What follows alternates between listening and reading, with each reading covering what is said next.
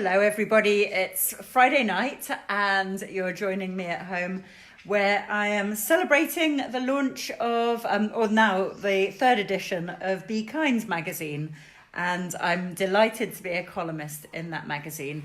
And actually its message ties in really nicely with Movement for Modern Life, and you will have seen in our newsletters that we're now starting to have more lifestyle content. So we do the Move More aspect. Sorry about that. So we do our Move More aspect of Movement for Modern Life with our yoga and movement online content in that way. But we also now do more about how to live more, how to take your small steps to live a healthier, happier life.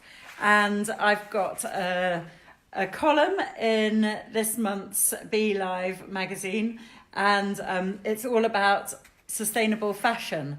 And it was interesting when they asked me to write about fashion. I thought, oh my goodness, because I'm not well known for my fashion sense. I'm quite well known for I'm not that concerned about appearances, and fashion seems to go straight over my head. But of course, like everybody else, I have to wear clothes. And what is my take on my choice of clothes? Well, first of all, I was absolutely staggered to find that it takes 1,800 gallons of water to produce one pair of jeans.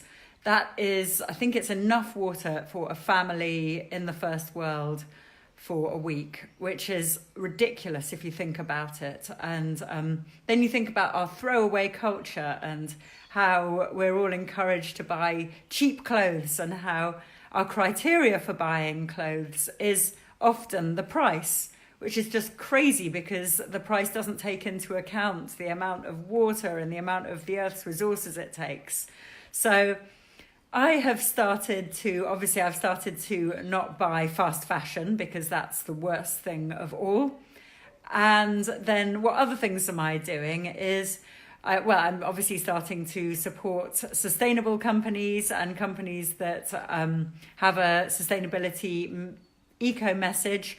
I am increasingly aware of greenwashing, which is where companies are telling us that things are very green, and in fact they're not so much, but they're just trying to sell their goods with that. So what am I trying to do to overcome all of that? Well, it's basically, I'm doing a traditional yoga Jedi mind trick. And this is the kind of stuff I love about my yoga practices, is they have taught me how to have control over my mind. So if there's an issue which I'm trying to get to grips with, I'll see how my yoga practices can help with it. And so, of course, that's where I turn to for fashion. Now, it's interesting that I know that it's very popular. It's been very popular in the last couple of years for people to throw out everything that doesn't bring you joy. That's been the message. If it doesn't bring you joy in your house, throw it away, and we can all live with minimal clutter. Well, I think that's lovely, but obviously ecologically it's a disaster. You can't throw away everything that doesn't bring you joy. You can't go straight onto the land tip or have more resources involved in recycling it. So in fact, what I've been looking at doing is, you'll see me wearing clothes which have been sitting in the back of my cupboard. I'm now looking at the things in the back of my cupboard, and instead of throwing them away because they don't bring me joy, well, I'm now reclaiming them. I'm saying, well, okay, you haven't brought me joy, but can I reframe my mind? Can I change the way that I look at this? Because there's nothing intrinsically wrong with it.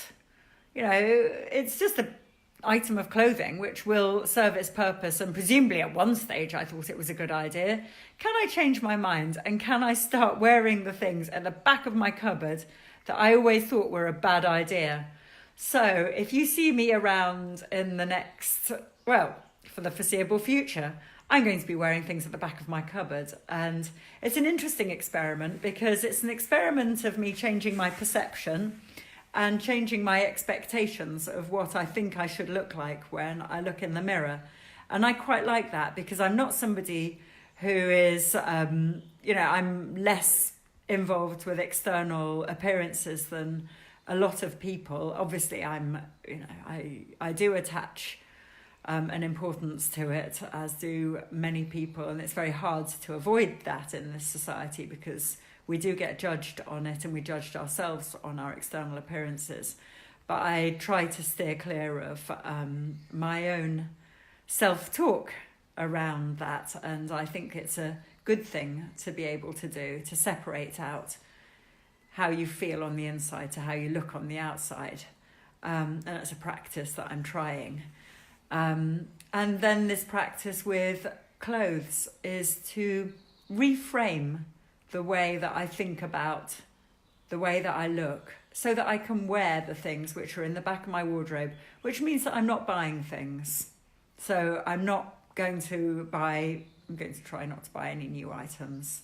And it means that I'm developing a relationship with darning, with needle and thread, which is actually quite a good thing to do. So the clothes which have got holes in, I'm just doing the traditional method. I'm sewing them back together.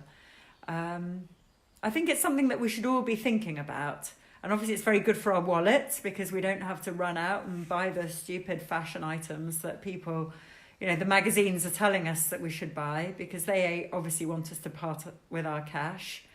And it means that, in terms of your lifestyle, hopefully it's a lifestyle which is more sustainable for you, because you'll need to work less hard to earn less money. So you'll need less clothes. It's pretty simple, really. So reframe your mind so you're not trying to, throw everything away that doesn't bring you joy. Instead, you're finding joy from the little things, from the way something feels, maybe. And maybe you're attaching slightly less importance to your expectations you have of yourself. Anyway, that is my deeper meaningful message on fashion, which you'll find in Be Kind magazine. It's a fabulous magazine. Environment, community, sustainability and creativity. I don't think there's anything more important than those things, apart from maybe moving more, which I do think is very important. But check out my column in it, and I wonder what you think. I wonder how you are managing to live a little bit more sustainably. Those are your thoughts for the weekend. Those are my thoughts for the weekend, and I'd love to hear yours.